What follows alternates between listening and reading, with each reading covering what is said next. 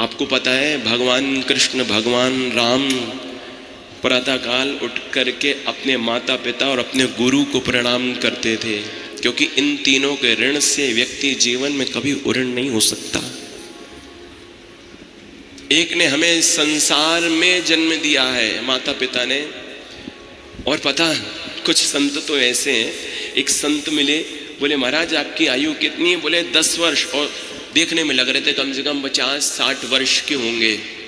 क्या क्या बोला उन्होंने? 10 वर्ष। बोले महाराज झूठ क्यों बोलते हो, 60 वर्ष से कम के तो आप नहीं होगे। बोले भैया शरीर की तो आयु 60 वर्ष है, परंतु वास्तविकता में मेरा जन्म तो जब से मैं वृंदावन इन तीर्थों में सद्गुरुदेव भगवान की शरण में आया हूं तब से हुआ है, इसलिए मेरी आयु 10 वर्ष है।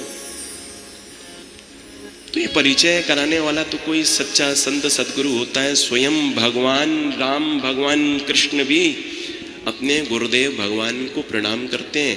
भगवान कृष्ण की दिनचर्या का जब वर्णन श्रीमद् भागवत में आता है तो सबसे पहले अपने माता पिता को प्रणाम करते हैं, अपने गुरुदेव भगवान को प्रणाम करते हैं। इन तीनों के ऋण से व्यक्ति जीवन में कभी उऋण नहीं हो सकता। मां से बढ़कर के और कोई गुरु नहीं हो सकता। मंदिर में हम भगवान की आराधना कर रहे हैं, परंतु माता पिता को हमने मंदिर में जाकर के 1000 कलश जल चढ़ा रहे हैं, और घर में बैठे हुए हमने माता पिता को अपने गुरु को 1 गिलास पानी भी नहीं पूछा, तो भैया तुम्हारा जल परमात्मा को प्राप्त होने वाला नहीं है। सबसे पहली गुरु कौन होती है? हमारी मां, सर्व तीर्थमयी माता। शास्त्र क्या कह रहा है? सर्व तीर्थमयी माता, सर्वदेवमयो पिता। सारे तीर्थों का निवास, सारे तीर्थों का निवास मां के अंदर, सारे देवताओं का निवास पिता के अंदर। वो भी गुरु है। ये तीनों बराबर हैं, कम नहीं है। एक ने हमारे शरीर को जन्म दिया है तो दूसरे ने हमारी चेतना को प्रकट किया है। गणेश जी महाराज का विवाह पहले कब हुआ था? शर्त रखी गई थी माता पिता के द्वारा, पता है कि नहीं?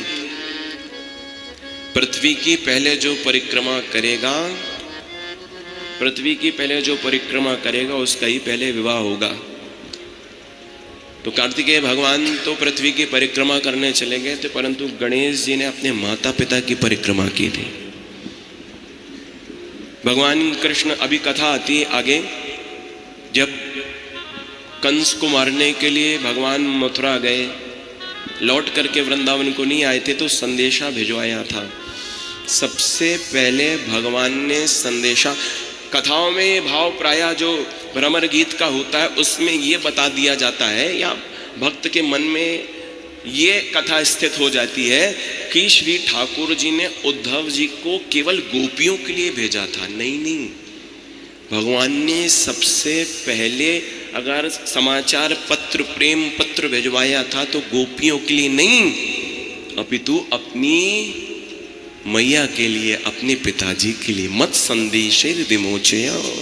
उद्धव जाओ, जाकर के सबसे पहले मेरा समाचार, मेरा पत्र मेरे माता पिता को सुनाओ। कितने भी जन्म ले लो भैया, पर व्यक्ति अनेक जन्म लेने के बाद भी अपने गुरु के ऋण से, अपनी माँ के ऋण से, अपने पिता के ऋण से उऋण नहीं हो सकता। आजकल घर में माता पिता की सेवा नहीं हो रही है। हम क्यों करें सेवा? दुनिया स्वार्थी है। माता पिता की सेवा कब तक होगी? बोले जब तक माता पिता के पास धन है, और धन जैसे ही समाप्त हो जाता माता पिता को वृद्धाश्रम भेज दिया जाता। बात को ध्यान से सुनना, समझना पड़ेगा, तब बात समझ में आएगी। वृद्धाश्रम बन रहे हैं तो इसमें सनातन धर्म की तरक्की नहीं है, इसमें सनातन धर्म का प्रमोशन नहीं हो रहा है। अपितु अगर उत्तरोत्तर वृद्धाश्रम बन रहे हैं तो सनातन धर्म का प्रमोशन नहीं, अपितु डिमोशन हो रहा है।